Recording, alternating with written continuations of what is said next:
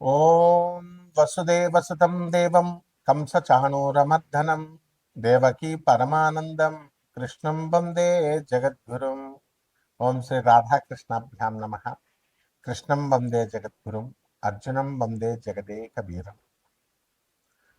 ఇప్పుడు శని వక్రించినటువంటి సమయం జూలై నెల 26, 27వ తేదీల్లో 2026 సంవత్సరంలో శని మరి మీన రాశిలో మనకి వక్రించడం అనేటటువంటిది జరిగింది.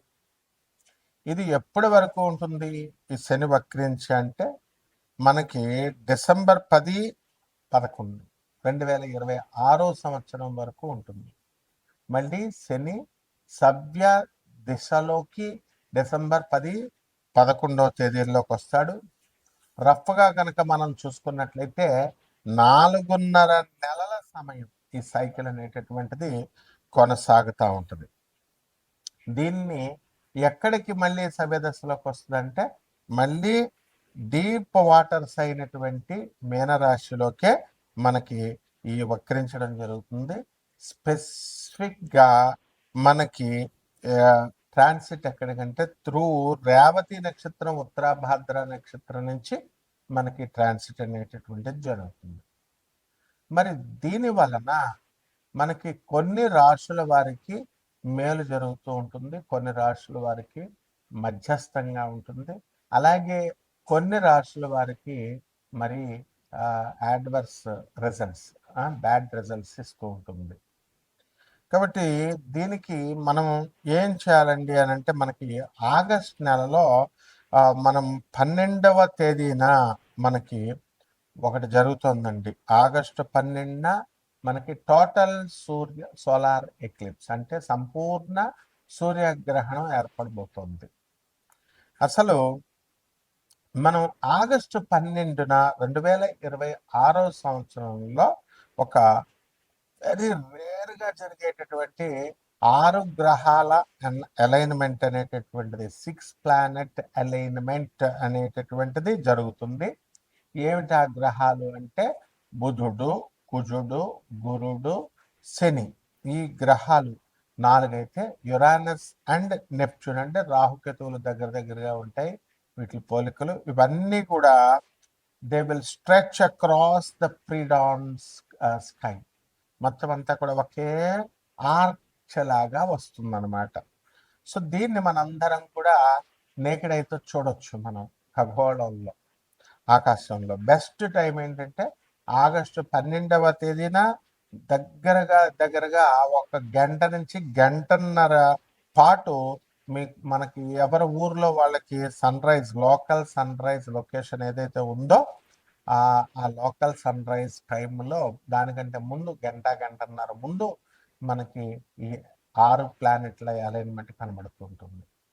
అలాగే ఈ యొక్క మనకి ఈ ఆకాశంలో ఈ స్ట్రెచ్ అయినటువంటి ఈ ఆర్క్ ఏమవుతుందంటే morning eastern and north eastern హారిజన్లో ఇది ఏర్పడుతుంది.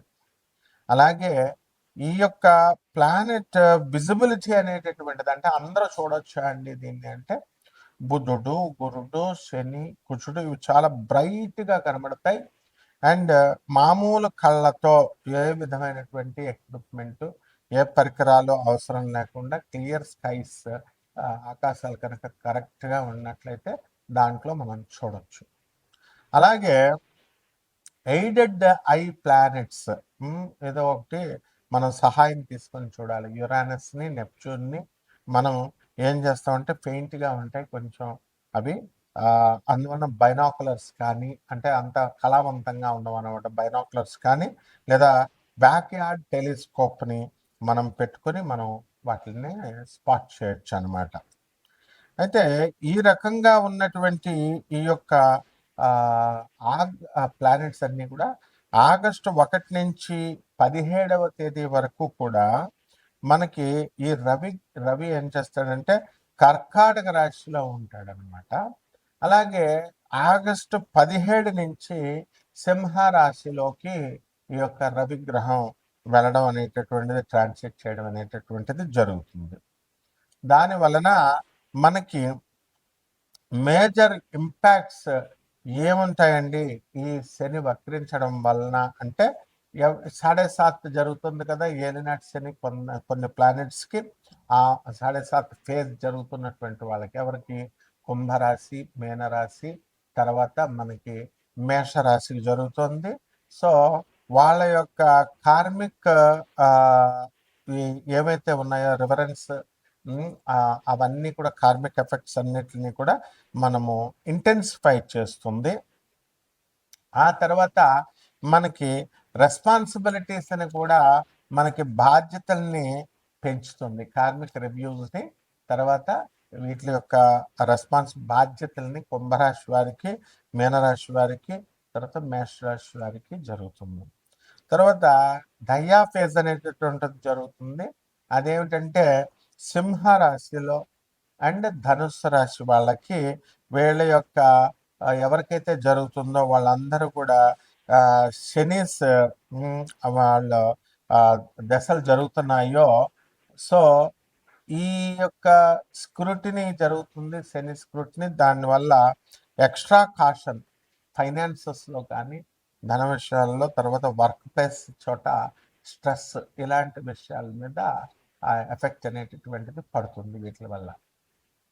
అలాగే బెనిఫిట్ అయ్యేటటువంటి రాశులు ఏమైనా ఉన్నాయి అంటే మనకి మేషరాశి, వృషభ రాశి, సింహరాశి, తులారాశి, మేనరాశి వారికి అందరికీ కూడా బ్రహ్మాండమైనటువంటి లాభాలు జరుగుతాయి.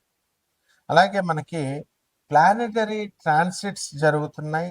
అది ఎవరికైతే దీనివల్ల గజకేసరి, గజలక్ష్మి యోగాలు, అలాగే బుధాదిత్య యోగాలు, ఇలాంటి యోగాలు ఎవరికైతే ఉన్నాయో వాళ్ళందరికీ కూడా ఈ యొక్క అన్లాక్ చేసి మొత్తము పాజిటివ్ షిఫ్ట్స్ వచ్చేలాగా వీళ్ళకి చేయడం జరుగుతుంది. ఈ రాశి వాళ్ళందరికీ కూడా ఎవరికైతే బుధాదిత్య యోగాలు, గజకేసరి యోగాలు వచ్చినాయో ఇంకా ఎక్కువ పెంచడం అనేటటువంటిది జరుగుతుంది.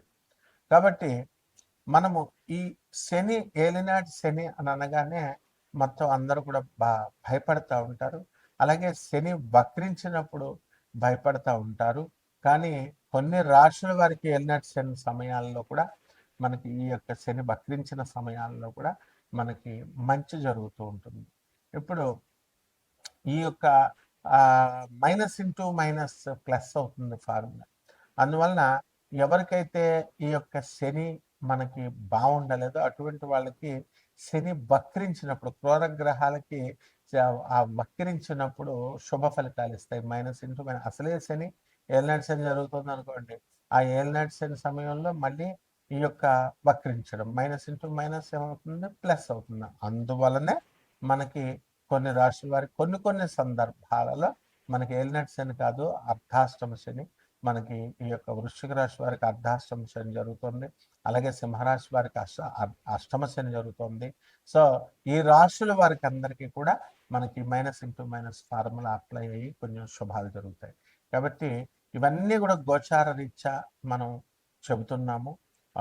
కోట్ల మంది కామన్ ప్లాట్ఫామ్ మీద మీ వ్యక్తిగత జాతకాలలో మీకు ఎవరికైతే ఈ సాఫ్ట్వేర్ ఉద్యోగాలు చేస్తున్నటువంటి వాళ్ళకు ఉద్యోగాలు పోయినాయో లే ఆఫ్ల వల్ల, అటువంటి వాళ్ళకి అందరికీ మళ్ళీ ఉద్యోగాలు తిరిగి వస్తాయా రావా, వివాహాలు అవుతాయా అవవా, చాలా సంవత్సరాల నుంచి ఫైనాన్సెస్, ఇన్వెస్ట్మెంట్స్ మనం పెట్టుబడి పెట్టి ఉంచాము, అప్పులు ఇచ్చున్నాము, ఆ అప్పులన్నీ కూడా వస్తాయా రావా, ఇవన్నీ కూడా వ్యక్తిగత జాతకాలను బట్టే చెప్పాలి.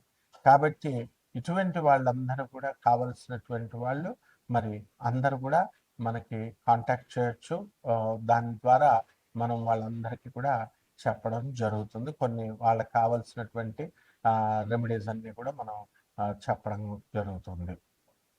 కన్యారాశి, ఈ కన్యారాశి వారికి అందరికీ కూడా లాభములో ఉన్నటువంటి గురు, రవి, బుధ గ్రహాలు మిమ్మల్ని ఉన్నత స్థానాల్లోకి తీసుకువెళ్ళడం జరుగుతుంది.